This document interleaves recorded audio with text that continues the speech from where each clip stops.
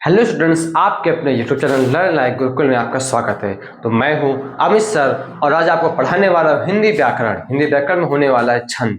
ठीक है, I hope आपने इसके पहले वीडियो देखा होगा कि छंद क्या होता है, कैसे होता है, उसमें कौन कौन सी मात्राएं कैसे कैसे गिनी जाती हैं। ठीक है, अगर आपने ना देखा हो तो इसी के वीडियो के डिस्क्रिप्शन में उसका लिंक दिया गया है, वहां से जाकर पहले आप उसको वॉच करिए, उसके बाद इस पर आइए। ठीक है, चलिए देखते हैं कि छंद क्या होता है। ठीक है, छंद का अर्थ है बंधन, अर्थात वर्णों को या फिर शब्दों को आपस में बांध के रखना ही बंधन छंद कहलाता है। ठीक है, तो देखिए, जिस रचना में मात्रा, वर्ण, गति, विराम, तुक आदि के नियमों का विचार रखकर शब्द योजना की जाती है उसे छंद कहते हैं। अर्थात जिन भी रचना में मात्रा हो, वर्ण हो, गति हो, विराम हो, तुक, ये सारी चीजें होती हैं, वहीं पर ही छंद होता है। ठीक है, जो छंद है ये नियमों का एक बंधन है। छंद के प्रयोग के कारण ही रचना पद्य कहलाती है।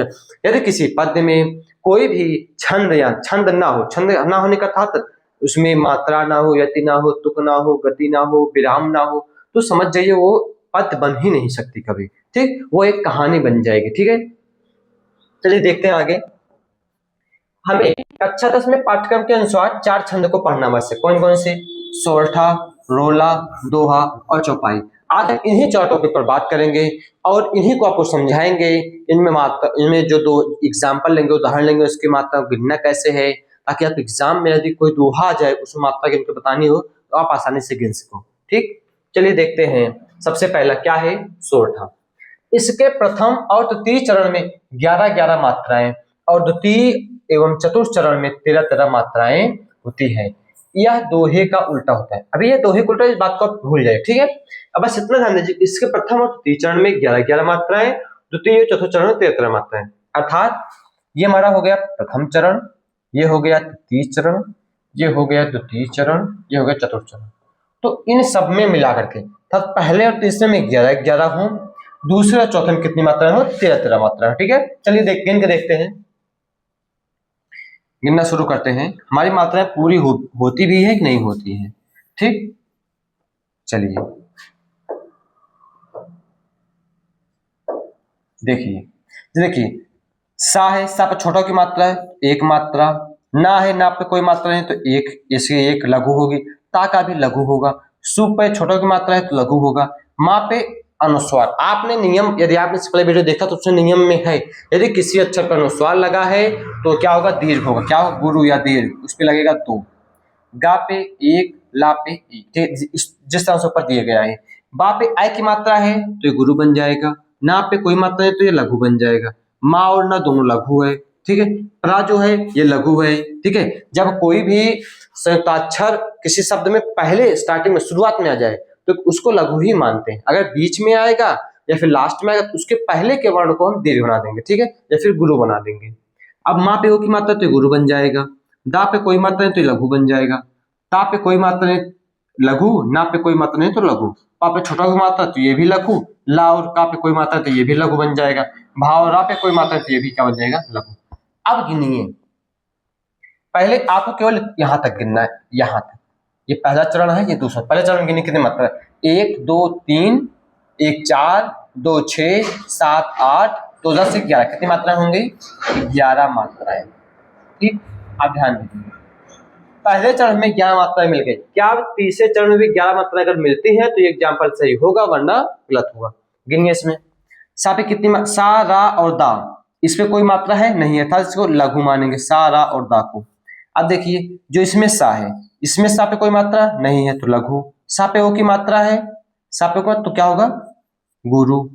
रू है, रू को हमेशा री की मात्रा है तो इसे लघु में ही मानते हैं, तो इसे क्या करेंगे? लघु। हा को भी लघु मानेंगे।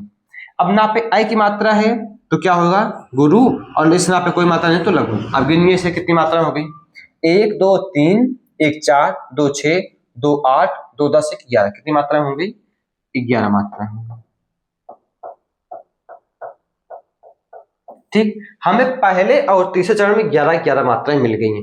क्या देखिए, दूसरे चौथे चरण में भी 13-13 मात्राएं हैं कि नहीं? अगर यदि हैं तो एग्जाम्पल सही है और एग्जाम्पल ही गलत है। ठीक, चलिए देखते हैं। इसमें तो हमने लिख लिया है, कितने हो गए? 1 1 2, 2 1 3, 3 2 5, 1 6, 6 2 8 और 8 2 10 11, 11 2 13, कितनी मात्रा हो गई इसमें? 13 मात्राएं।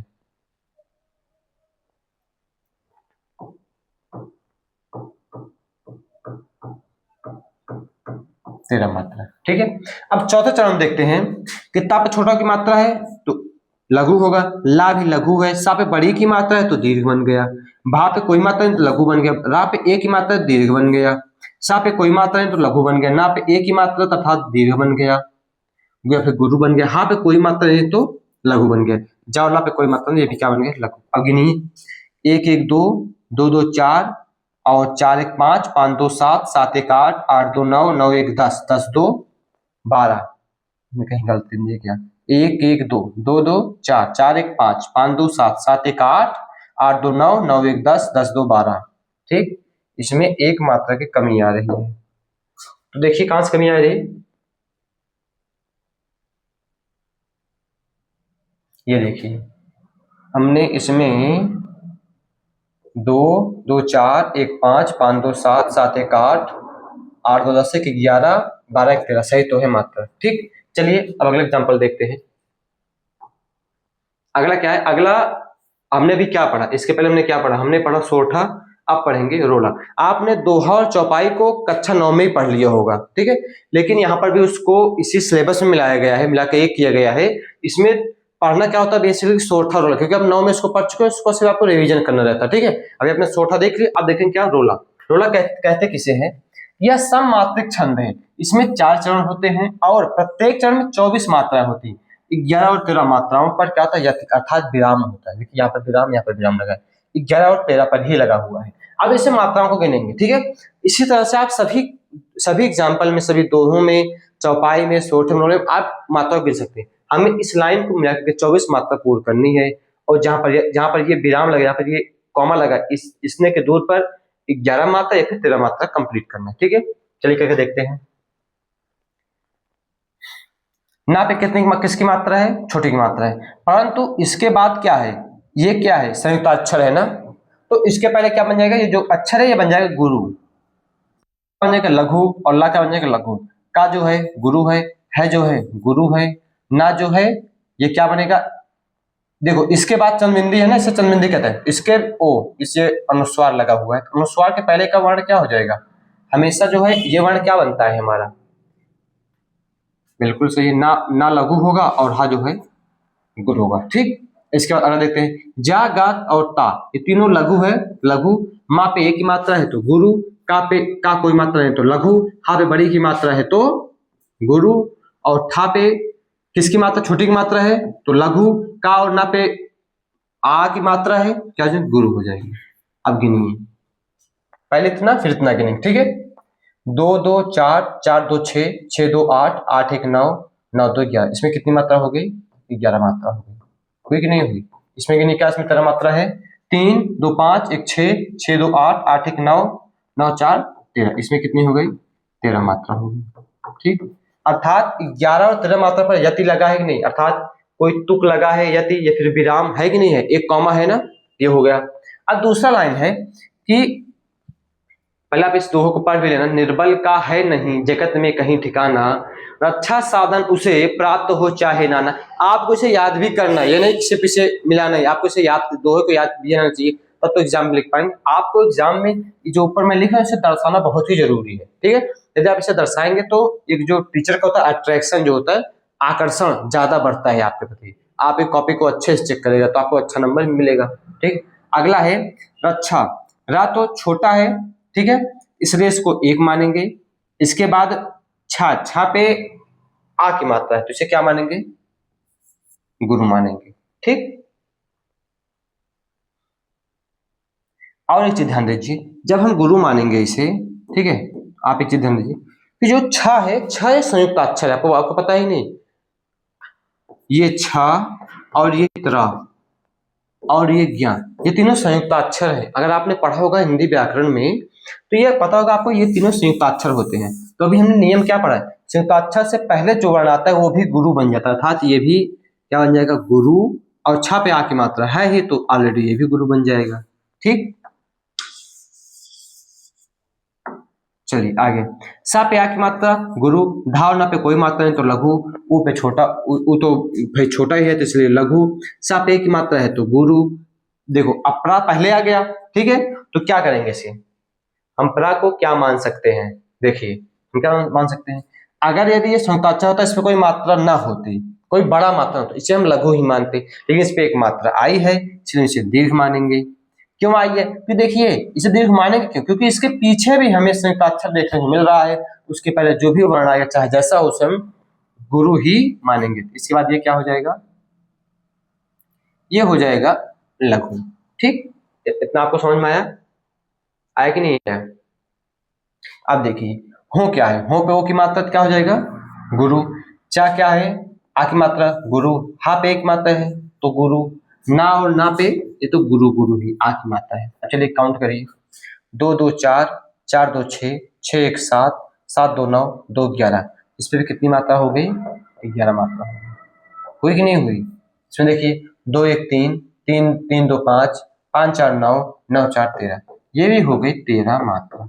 अब आप इनको गिनिए, 11 13 कितना होता है, ये होता है 24, यहाँ पर कितना होगा 11 13 कितना होगा 24। ठीक, अर्थात ये हमारा जो एग्जाम्पल है बिल्कुल करेक्ट है। ठीक, आप अपनी हिंदी की बुक उठाइए, तुलसीदास का, सूरदास का, कबीरदास का, मीराबाई के जितने भी दोहे उन्होंने जो कुछ भी रचना पद्य में की है उनको जाइए, उनके 4 लाइन उठाइए, 4 चरण लीजिए, उसमें से उनमें इसे काउंट करिए, यदि दोनों मिलाकर 24 मात्रा होती है एक लाइन में तो क्या बन जाएगा, रोला बन जाएगा। अगर 11 13 के हिसाब से बन रही है तो क्या बन जाएगा, उसमें सोरठा बन जाएगा। तब ये बात ध्यान रखना, ठीक है। चलिए अगला चलते हैं, अगला देखते हैं दोहा। दोहा किसे कहते हैं, इस छंद के पहले एवं तीसरे चरण में 13 13 एवं दूसरे और चौथे चरण में 11 11 मात्रा। ये देखो सोरठा का उल्टा है, सोरठा में क्या है कि पहले और तीसरे में 11 11, उसमें क्या है, इसमें क्या है, पहले और तीसरे में 13 13 है, बस वही जस्ट उल्टा, दूसरे चौथे में 11 11 वही करना है कि मेरी भव बाधा हरो राधा नागर सोए, जा तन की झाई परे श्याम हरित दुति होए। फिर इसमें निकाल के देखते हैं कि क्या होगा, माँ पे एक ही मात्रा तो देखिए 2 2 बना है, रा पे भी 2 बन गया है, अब भा और वा पे कोई मात्रा नहीं तो 1 1 बना है, बाधा बाधा में बा और धा पे आ की मात्रा है ही नहीं, ये दोनों गुरु बन गया, हा पे कोई मात्रा नहीं तो इसलिए 1 लघु, और रा पे आ की मात्रा इसलिए गुरु बन गया। ठीक है, अब राधा में दोनों पे आ की मात्रा तो गुरु, और ना पे देखिए आ की मात्रा गुरु बन गया, गा पे कोई मात्रा लघु बन गया, रा पे छोटी की मात्रा से ये भी लघु बन गया। ठीक, सा पे ओ की मात्रा गुरु बन गया, और ई पे ई छोटी है इसलिए ये लघु बन गया। तो अब गिनिए, देखिए ये जो है कहां से, हाँ इतना जो है इसका है, ठीक है, वो ये पहला चरण है वो दूसरा चरण है। ठीक है, ये 2 4 2 6 6 4 10 10 3 13, इसमें कितनी मात्रा हो गई 13 मात्रा। अभी तो बिल्कुल हम सही भाई, पहले चरण में 13 मात्रा मिल गई। ठीक है, अब देखते हैं दूसरे चरण में कितनी मात्रा मिलती है, 2 2 4 4 2 6 6 2 8 8 2 10 10 से 11, इसमें कितनी मिल गई 11 मात्रा मिल गई। ठीक, चलिए अब देखते हैं अगली लाइन में, देखिए जा क्या है, जा पे की मात्रा इसलिए क्या हो गई ये गुरु, ता और ना पे कोई मात्रा नहीं है तो ये लघु बन गया, का पे बड़ी की मात्रा है तो ये भी गुरु बन गया, झा पे देखिए झा क्या है, झा पे आ की मात्रा है तो गुरु, ई जो है बड़ी है इसलिए ये भी गुरु बन गया। ठीक है, देखो पा पे कोई मात्रा है नहीं इसलिए लघु, रा पे कोई मात्रा है किसकी आय की इसलिए ये भी गुरु बन गया।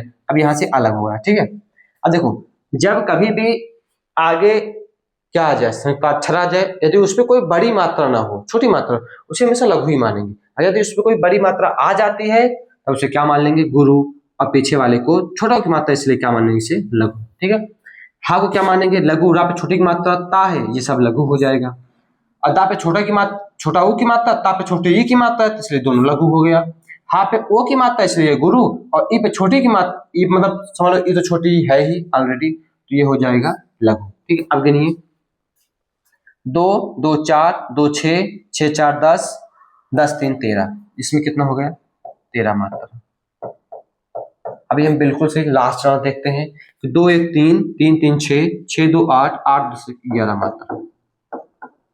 और आप एक चीज विशेष ध्यान दीजिएगा, जो हम एक लाइन खींचे इसका मतलब होता है एक मात्रा, और जो इस यस के जैसे बना इसका मतलब ये था गुरु, इसका मतलब होता है 2 मात्रा। ठीक है, हमेशा गिनते टाइम इसको 2 गिनेंगे। ठीक, ये हो गया इसका एग्जांपल दोहे का।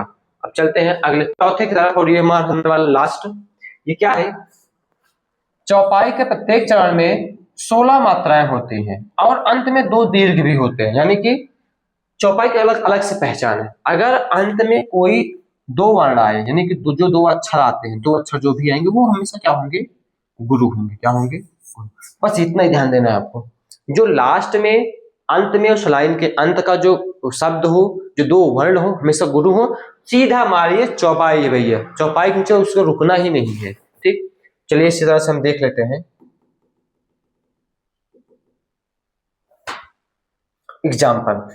बंदहु कुरपद पदुम परागा, सुरच सुबास सरस अनुरागा, अमीय मुरिमय चूरन चारु, समन सकल भव रुज परिवारु। ठीक, ये हमारा एग्जाम्पल है, बहुत प्यारा सा एग्जाम्पल है। देख रहे हैं कि बंदहु, बंदहु में जब भी जिस पर अनुस्वार लगा होता है उसे हम गुरु मानते हैं। दा पे कोई मात्रा नहीं तो आ पे चंद्र बिंदु है, भी ध्यान में जिस पे चंद्र बिंदु हो वो भी लघु होता है, ये लघु बन गए। चलिए, गा पे छोटा मात्रा, रू भी, रा पे ऋषि है, छोटा है, ये भी दोनों क्या हो गए, लघु हो गए। पा और दा पे कोई मात्रा नहीं इसलिए लघु हो गए। पा और दा पे छोटा की मात्रा है, माँ, ये तीनों लघु है, लघु बन गए। अब परागण देखो, पा पे आ की मात्रा, पा पे कोई मात्रा नहीं, और रा और गा पे आ की मात्रा, इसलिए ये लघु और दोनों दोनों क्या बन गए, गुरु बन गए। ठीक है, ठीक है ना। अब यहाँ से अलग हो रहा है, ठीक है, लेकिन मिला गिनना, ठीक है, पर अलग, ये लाइन अलग हो रही है ना। चलिए, तो गिन नहीं है। सा पे छोटा ऊ, रा पे छोटा ऋषि है, और चा पे क्या है, छोटी ई है, तीनों क्या हो गए, लघु। सा पे छोटा ऊ लघु, बा पे बड़ा आ गुरु, सा पे छोटा आ लघु। सा रस तीनों लघु है, और अनु दोनों लघु, राजा दोनों दीर्घ। ठीक है, ऐसा भी नहीं है। 2 2 4 2 6 2 8 8 2 से 11 11 1 12 12 4 का आता है 16 16 3 19 1 20 3 23 23 हो गया, और 23 24 25 26 27 तो कितनी मात्रा होनी चाहिए, 16 16। हाँ देखिए, हाँ बहुत सी ज्यादा, प्रत्येक चरण में 16 16 मात्रा, यानी कि देखो यहाँ से चरण अलग हो रहा है ना, इसमें क्या होने में 16 16 मात्रा है। 1 2 3 4, चलिए ठीक है, देखते हैं। 2 2 4 2 6 2 8 2 10 1 11 12 13 14 15 16। ठीक है, ये जो है 16, यहाँ से ये अलग हो रहा है। ठीक है, ये इतना अलग हो रहा है यहाँ से। ठीक है भाई, परागा का ये वाला हो गया, पदों का ये हो गया, पद का ये हो गया, गुरु का ये हो गया, और बंधु का ये हो गया। ठीक है, ये कितनी मात्रा है इसमें, 2 2 4 2 6 2 8 8 3 11 और 11 5 16, कितनी हो गई, 16 मात्रा। ठीक, अब देखिए, 3 3 1 4 4 3 7 7 3 10 और 10 2 4 2 6 16, कितनी हो गई, 16 मात्रा।